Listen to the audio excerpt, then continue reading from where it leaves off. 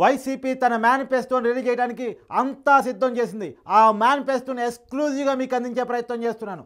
పోయినసారి నవరత్నాల పేరుతో 2019 ఎన్నికల్లో 151 సీట్లను సంపాదించుకునేటువంటి వైసీపీ అది చాలా కీలక మేనిఫెస్టో అని భావిస్తుంది వైసీపీ. వాస్తవానికి జగన్మోహన్ రెడ్డి గారు మరోసారి నవరత్నాల పేరుతోనే అంటే 9 తన లక్కీ నెంబర్గా భావిస్తున్నారు. పోయినసారి 151 సీట్లు రావడంలో నవరత్నాలు కీలక పాత్ర వహించాయని ఆయన నమ్ముతున్నారు.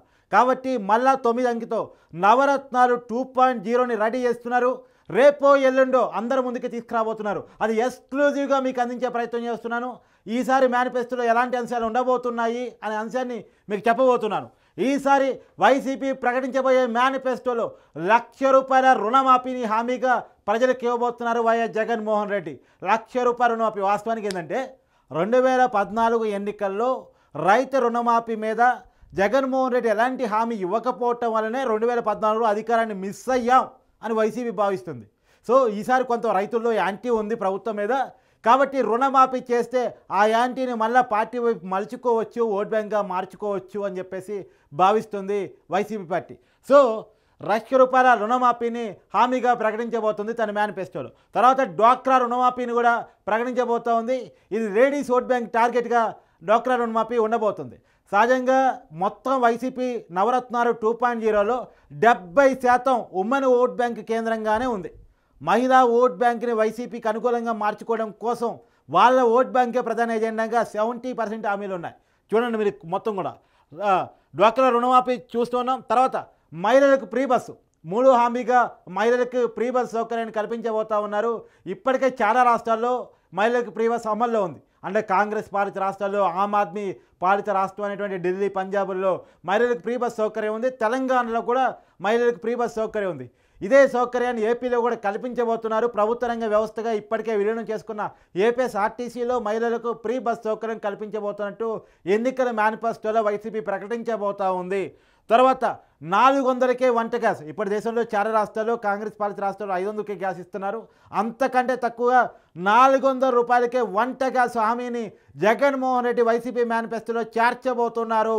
మరి ఇది మహిళల్లో అంటే వాస్తవానికి ఈ డ్వాక్రా రుణాలు కానీ, మహిళలకు ఫ్రీ బస్ కానీ, తర్వాత ఇవన్నీ కూడా మహిళల టార్గెట్గానే వదిలేట్టు మనకు అనిపిస్తుంది. ఇంకా మహిళల టార్గెట్గా ఇంకా కొన్ని హామీలు కూడా ఈ మేనిఫెస్టోలో ఇవ్వటం జరిగింది. తర్వాత అర్హులైన ప్రతి పేద మహిళకి ₹3,000. ఇది చాలా కీలకమైన హామీ. అర్హులైనటువంటి పేద 10 మహిళకి కూడా ₹3,000 ఇస్తామని వైసీపీ చెప్తూ ఉంది. గతంలో అమ్మఒడి ప్రకటించింది. ఈసారి అమ్మఒడితో పాటు ప్రతి మహిళకి అంటే అమ్మఒడి ఏమో చదివించే తల్లులకి ఆడ వాళ్ళ పిల్లలు ఉంటే వాళ్ళని స్కూల్లో చదివిస్తూ ఉంటే వాళ్ళ కోసం అమ్మఒడి కార్యక్రమాన్ని చేపట్టడం జరిగింది. ఈసారి ప్రతి పేద మహిళకు అని చెప్తున్నారు. మరి కుటుంబంలో ఒకరికి ఇస్తారా, ఎలా ఇస్తారు, ఎలాంటి మార్గదర్శకాలు రూపొందిస్తారు, పేద మహిళ అనేది అర్హులైన పేద మహిళ అనేది ఎట్లా నిర్ధారిస్తారు అంటే వైట్ రేషన్ కార్డు ద్వారా ఇంకెలా అనేది మార్గదర్శకాలు మనకి ఇంకా తెలియదు. కానీ వైసీపీ ఈ హామీని ఇవ్వబోతా ఉన్నట్టు మనకు తెలుస్తూ ఉంది. తర్వాత 5 లక్షల విద్యా కార్డును కూడా ప్రకటించబోతా ఉంది. ఇది నాకు తెలిసి అంటే ఇంతవరకు మార్గదర్శకాలు రాలేదు, హామీలు మాత్రమే మనకు అందాయి. దాని ప్రకారం 5 లక్షల విద్యా కార్డు మేబీ హైయర్ ఎడ్యుకేషన్ కోసం కావచ్చు. అంటే ఇంజనీరింగ్, మెడిసిన్ వాళ్ళు చదివే వాళ్ళ కోసం. ఎందుకంటే కింది స్థాయి వాళ్ళకి అంటే లోయర్ ఎడ్యుకేషన్లో ఆల్రెడీ అమ్మఒడి పథకం ఉంది. కాబట్టి హైయర్ ఎడ్యుకేషన్లో 5 లక్షల విద్యా కార్డు ఇవ్వబోతున్నట్టు అంటే చదివే ప్రతి ఒక్కరి మీద 5 లక్షల పెట్టుబడి ప్రభుత్వం వైపు నుంచి ఖర్చు భరించే రకంగా 5 లక్షల విద్యా కార్డుని ప్రకటించబోతున్నట్టు వైసీపీ తన మేనిఫెస్టోలో పెట్టబోతూ ఉంది. అందరికీ విద్యార్థులకి ల్యాప్టాప్లు ఇప్పటికే ఈసారి ప్రభుత్వం ఉన్నప్పుడు ట్యాబ్లు ఇచ్చారు. ఈసారి ల్యాప్టాప్లు ప్రతి విద్యార్థికి ల్యాప్టాప్లు పంపిణీ ఉండబోతున్నట్టు చేస్తాము అధికారంలోకి వస్తే అని చెప్పేసి వైసీపీ తన హామీగా ఇవ్వబోతూ ఉంది. అలానే లేడీస్కి అయితే ప్రత్యేకించి ఎలక్ట్రికల్ స్కూటర్లు ఇవ్వబోతున్నట్టు కూడా 9వ హామీగా ప్రకటించడం జరిగింది.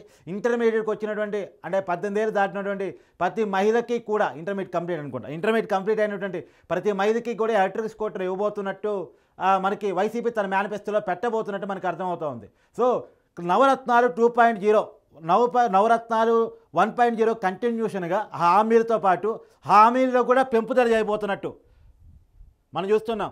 ఈ మొత్తం 1.0 ఈ ఏదైతే నవరత్నాలు ఉందో ఆ పథకాలన్నిటి కూడా పెంపుదల చేయబోతున్నట్టు వైసీపీ ప్రకటించబోతూ ఉంది.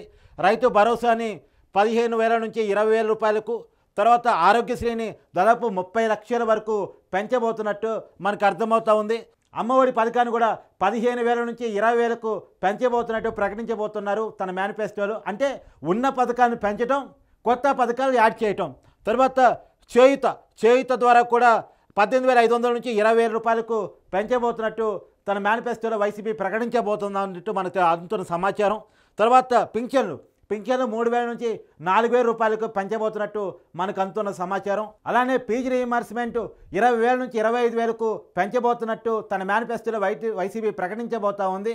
అలానే గృహాలు కూడా అందరికీ పేదవాళ్ళందరికీ ఇల్లు కట్టేసిస్తామని చెప్పేసి వైసీపీ గత మేనిఫెస్టోలో చెప్పింది. ప్రతి పేదవాళ్ళకు ఇల్లు అంటే పక్కా ఇల్లు నిర్మించిస్తాం, ప్రతి సంవత్సరం కూడా 15 లక్షల పేదవాళ్ళకి ఇల్లు నిర్మించిస్తామని చెప్పి తన మేనిఫెస్టోలో ప్రకటించింది. ఈసారి దాన్ని 20 లక్షలు చేయబోతున్నట్టు మనకు అందుతున్న సమాచారం. ఏదేమైనా ఉన్న ప్రతి హామీని పెంచడం, పింఛన్లతో సహా అన్ని పథకాలను పెంచడం, తర్వాత కొత్తగా హామీలు 9 ఇవ్వటం. అండ్ నవరత్నాలు 2.0 పేరుతో కొత్తగా 9 హామీలని, తర్వాత ఉన్నటువంటి ప్రతి పథకంలో కూడా పెంపుదలని చేయబోతున్నట్టు ఇది తన మేనిఫెస్టోలో వైసీపీ ప్రకటించబోతా ఉంది. ఈ మేనిఫెస్టోనే వైసీపీని తిరిగి తనకు అధికారంలో తీసుకురాగలదు అని నమ్ముతుంది. వాస్తవానికి ఇది వైసీపీకి చివరి ఆయుధం అధికారం రావడానికి. ఎందుకంటే ఇప్పటికే మాట్లాడిన ప్రచారాలు అన్నీ ఉవ్వెత్తున జరిగిపోతూ ఉన్నాయి, సిద్ధం సభలు కూడా జరిగిపోతూ ఉన్నాయి. సో మేనిఫెస్టోలు పోయినసారి ఏంటంటే పాదయాత్ర, ఒక ఛాన్స్ ఇవ్వాలనే కోరిక, తర్వాత నవరత్నాలు ఇవన్నీ కలిసి పనిచేసి వైసీపీకి 151 సీట్లని బ్రహ్మాండమైన మెజార్టీని తీసుకొచ్చి పెట్టాయి. కానీ ఈసారి మాత్రం వైసీపీ కొన్ని ప్రతికూల పరిస్థితులు కూడా ఎదుర్కోవాల్సి వస్తూ ఉంది. ఎందుకంటే సొంత కుటుంబంలో తిరుగుబాటు, ప్రభుత్వం మీద వ్యతిరేకత, ప్రతిపక్షాల ఆరోపణలు ఇవన్నిటిని తట్టుకొని వైసీపీ నిలబడాలంటే ఖచ్చితంగా మేనిఫెస్టో ఈసారి గట్టెంచగలదు. ఎందుకంటే పోయినసారి పనిచేసిన వేవ్ కానీ, తర్వాత ఒక్క ఛాన్స్ ఇవ్వాలనే అది కానీ, ఆ నినాదం కానీ ఈసారి పనిచేసే అవకాశం లేదు. ఎందుకంటే ఒక ఛాన్స్ చూశారు కాబట్టి. సో పాజిటివ్గా ఉండేవాళ్ళు పాజిటివ్గా ఉంటారు, నెగిటివ్గా ఉండేవాళ్ళు నెగిటివ్గా ఉంటారు కాబట్టి ఆన్సర్ పనిచేసే అవకాశం ఉండదు. గతంలో రాజశేఖర రెడ్డి బిడ్డగా జగన్ చూసేవాళ్ళు, కానీ ఈసారి జగన్ శ్రీకేయంగా అతను బాగా చేశాడా లేదా అనేటువంటిదే అంశంగా మారిపోయే అవకాశం ఉంటుంది. ఇంకో ప్రతిపక్షాలు రాజధాని విషయంలో కానీ, అభివృద్ధి విషయంలో కానీ, ఉద్యోగాల విషయంలో కానీ, కంపెనీలు తీసుకురాని విషయంలో కానీ, వీటన్నిటి విషయంలో జగన్మోహన్ రెడ్డి మీద ఆరోపణలు చేస్తూ ఉన్నటువంటి సమయంలో ప్రజల్లో ఈ మేనిఫెస్టో ఏ మేరకు ఇంపాక్ట్ చూపిస్తుంది, ఈ మేనిఫెస్టో తిరిగి వైసీపీకి అధికారాన్ని అప్పజెప్పగలదా, అధికారం మళ్ళీ తిరిగి జగన్మోహన్ రెడ్డి సీఎం చేయగలదా అనేది చూడాలి. కానీ వైసీపీ మాత్రం ఈ మేనిఫెస్టో మీద భారీగా ఆశలు పెట్టుకుంది. జగన్మోహన్ రెడ్డి ఒక హామీ ఇచ్చాడంటే నెరవేరుస్తాడు. పోయినసారి ఇచ్చిన నవరత్నాల్లో 99% హామీని అమలు చేశాను వైసీపీ చెప్పుకుంటుంది. తన మేనిఫెస్టోని బైబిల్తో, భగవద్గీతతో, మహాభారతంతో వైసీపీ పోల్చుకుంటూ ఉంటుంది. కాబట్టి ఈసారి కూడా మేము అలానే చేస్తాం, ఇంటింటికి పోయి మేనిఫెస్టోని చెప్తామని చెప్పేసి వైసీపీ చెప్తుంది. మరి చూడాలి దీన్ని ఏ మేరకు నమ్ముతారు, ఏ మేరకు వైసీపీకి ఓటేస్తారు. ప్యాన్ గుర్తు మీద ఓటేసి జగన్మోహన్ రెడ్డిని సీఎం చేయడానికి మళ్ళీ జనం సిద్ధమవుతారా లేదా అని చూడాలి.